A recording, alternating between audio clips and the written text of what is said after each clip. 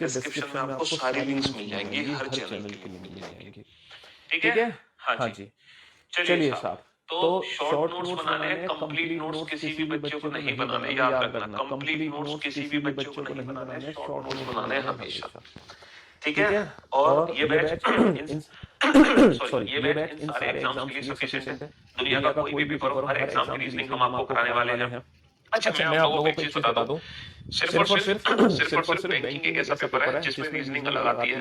Banking banking exam को छोड़कर चाहे आप यूपीएससी का पेपर दो, चाहे एसएससी का पेपर दो, चाहे रेलवे का दो, चाहे टीचिंग का पेपर हो, चाहे डिफेंस हो, चाहे स्टेट कोई भी एग्जाम हो, स्टेट में कई सारे पेपर होते हैं, है ना?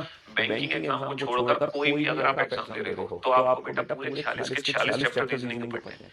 एक भी चैप्टर को आप छोड़ नहीं सकते, एक भी सिंगल टॉपिक को आप स्किप नहीं कर सकते। हाँ, एक टॉपिक है मशीन इनपुट, इसको स्किप कर सकते हो, है ना? वरना आप इनमें से किसी भी टॉपिक को स्किप नहीं कर सकते। ये पूरे 46 के 46 चैप्टर आपको पढ़ने होंगे, ये पूरे के 46 चैप्टर, है ना? रीजनिंग विद प्रिंस वाट्स ने विदाउट पेन एंड पेपर, ये हमारा सिग्नेचर है विदाउट पेन एंड पेपर। ये सिग्नेचर इसलिए है क्योंकि क्योंकि 70-80-90% रीजनिंग हम विदाउट पेन एंड पेपर करते हैं। भाई तभी तो सिलेक्शन होगा, वरना सिलेक्शन होगा कैसे? अगर आपको विदाउट पेन एंड पेपर नहीं कराएंगे तो आपका सिलेक्शन होगा कैसे, है ना? तो सिलेक्शन होने के लिए हमें reasoning without pen and paper solve करनी होती है। तो ये है ना 46 के 46 टॉपिक है, जिसमें से एक मशीन इनपुट चैप्टर है जिसको हम स्किप कर सकते हैं, है ना? किसी भी कॉम्पिटिटिव एग्जाम के लिए, किसी भी कॉम्पिटिटिव एग्जाम के लिए, एक्सेप्ट बैंकिंग। मैं अभी बैंकिंग की बात नहीं कर रहा, मैं बैंकिंग को छोड़कर बाकी एग्जाम्स की बात कर रहा हूँ। तो हम ये पूरे 46 चैप्टर पढ़ेंगे, है ना? जिसमें से ये 7 चैप्टर है जो कि सिर्फ और सिर्फ अल्फाबेट से रिलेटेड है, अल्फाबेट। और ये हमारे 4-5 चैप्टर है जो कि सिर्फ और सिर्फ नंबर से रिलेटेड है, जो कि सिर्फ और सिर्फ नंबर से रिलेटेड है। और मैं बता दूं, अल्फाबेट और नंबर इन दोनों को मिलाकर किसी भी कॉम्पिटिटिव एग्जाम में 8 से 10 क्वेश्चन बनते हैं, 8 से 10 क्वेश्चन सिर्फ यही से आ जाते हैं, 8 से 10 क्वेश्चन। बाकी कुछ ऐसे टॉपिक्स हैं रीजनिंग के, है ना, जो कभी एग्जाम में आते हैं, कभी एग्जाम में नहीं आते। जैसे कि क्यूब इन क्यूब का कभी क्वेश्चन आया नहीं आया जरूरी नहीं है। टाइप्स बेटा क्वेश्चन ज्यादातर आता है, लेकिन हमेशा ये जरूरी नहीं है। काउंटिंग फिगर 99% आता है, बट 100% का ये जरूरी नहीं है। ब्लड रिलेशन एक ऐसा चैप्टर है जिससे 100% क्वेश्चन आता है। कैलेंडर, क्लॉक, कभी कभी क्वेश्चन आते हैं। अच्छा, डायरेक्शन एंड डिस्टेंस ना, पिछले अगर 3 साल पहले की बात करूं तो 100% क्वेश्चन आता था हर एग्जाम में, लेकिन पिछले 3 साल से डायरेक्शन एंड डिस्टेंस का क्वेश्चन नहीं पूछा जाता। कभी कभी एक आध क्वेश्चन जैसे यूपी कांस्टेबल में आ गए थे, एक क्वेश्चन। सिनॉक्स 100% 1 से 2 क्वेश्चन आते हैं। रैंकिंग का कभी एक क्वेश्चन आ गया, कभी क्वेश्चन नहीं आया। सीटिंग अरेंजमेंट पजल, जब से रीजनिंग मेंस में आने लगी है तब से सीटिंग अरेंजमेंट पजल के क्वेश्चन आ रहे हैं। किसमें आ रहा है? मेंस के एग्जाम में। प्रीलिम्स में तो नहीं आ रहा है, मेंस में आ रहा है। ठीक है, वेन डायग्राम बेटा कभी आ गया, कभी नहीं आया। इनइक्वालिटी भी मेंस में आने लगी है, पहले नहीं आती थी, बट अब मेंस में आने लगी है। मशीन इनपुट एक ऐसा चैप्टर है जो जो एक बार आया था यूपीएसआई के एग्जाम में, और बैंकिंग एग्जाम में तो आता ही आता है।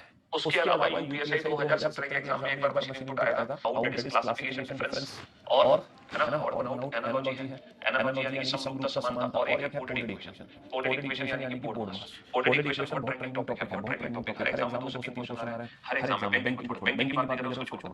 हर एग्जाम सीडी से 1 से 2 क्वेश्चन आ रहे हैं, एनालॉजी से हर एग्जाम में 1 से 2 क्वेश्चन आ रहे हैं। ये कंफर्म हाई है। अगर आप क्वेश्चंस को बहुत ही जल्दी सॉल्व करना चाहते हो, without pen and paper solve करना चाहते हो, तो भैया आपको क्या करने की जरूरत है? नंबर वाले 5 चैप्टर्स हैं, इनको जल्दी सॉल्व करना चाहते हो तो ऑब्वियसली बात है, आपके पास अप्रोच होनी चाहिए, आपके पास ट्रिक्स होनी चाहिए, जो कि मैं बताऊंगा। भाई अप्रोच ट्रिक्स तो मैं बताऊंगा, लेकिन उन अप्रोच ट्रिक्स को बताने के बाद भी आपको पता क्या करना पड़ेगा? आपको कुछ बेसिक काम करने पड़ेंगे जो आपने बचपन में किए थे। आप अपना बचपन याद करना है, पता क्या? आपको ना टेबल्स पहले से पता होने चाहिए।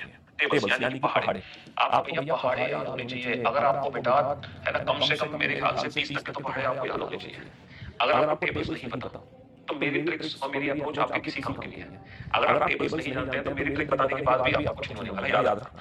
तो मेरी ट्रिक से अप्रोच तब काम करेंगी जब आपको ये बेसिक चीजें पता होंगी। टेबल्स, स्क्वायर्स, क्यूब्स, है ना, आपको प्राइम नंबर्स के बारे में पता होना चाहिए। अब ये मत कहना ऑड इवन तो दुनिया जानती है ना। आपको वर्ग याद होने चाहिए, आपको घन याद होने चाहिए, आपको अभाज्य संख्याओं के बारे में पता होना चाहिए। ठीक है, तो ये बेसिक चीजें हैं जो आपको पहले से पता होनी चाहिए। अब पहाड़े आप लोगों को प्रैक्टिस करनी है, वर्ग की आपको खुद प्रैक्टिस। अब देखो, वर्ग में कैसे वर्ग पता होना चाहिए? वर्ग में ऐसे वर्ग पता होना चाहिए कि मैं कहूं बताओ भैया 18 का वर्ग क्या है, मैं कहूं भाई 19 का वर्ग क्या है, मैं कहूं 17 का वर्ग क्या है, तो आप बता रहे हो ना ना ना ना ना ना। ये चीज नहीं होनी चाहिए। आपको ऐसे पता होना चाहिए कि कोई भी नंबर आप देख रहे हो, है ना, आप कोई भी नंबर देख रहे हो, आपको तुरंत समझ आना चाहिए कि ये किसी का वर्ग है कि नहीं है, या फिर ये नंबर किसी के वर्ग के आसपास है कि नहीं है, ये नंबर किसी का वर्ग है या फिर ये नंबर किसी के वर्ग के आसपास है। आपको रिवर्स पता होना चाहिए। ऐसे नहीं कि बताओ 26 का वर्ग क्या है, बता दिया, अच्छा 26 का वर्ग, रिवर्स पता होना चाहिए। मतलब नंबर्स को देख के आप आइडेंटिफाई कर लो, नंबर्स को देख के आप पहचान लो कि भैया ये नंबर किसका वर्ग है, ये नंबर किसका वर्ग है, ये नंबर नहीं है, तो ये किस नंबर के वर्ग के आसपास है। अगर ये वर्ग नहीं है तो किसी न किसी के तो वर्ग के आसपास होगा। ये वाली प्रैक्टिस आपको होनी चाहिए। जैसे